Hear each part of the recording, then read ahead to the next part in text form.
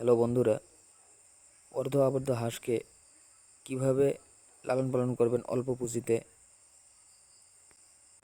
এবং অল্প পুঁজিতে কিভাবে লালন পালন করলে খুব বেশি লাভবান হবেন, আজকে আমি সেটাই দেখানোর চেষ্টা করব।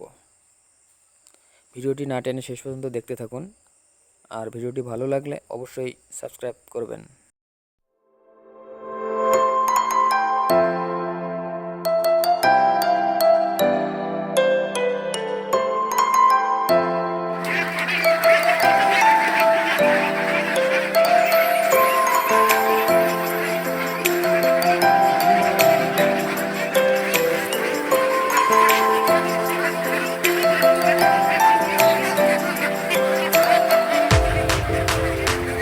অন্ধকার উঠে লাইট জ্বালানো।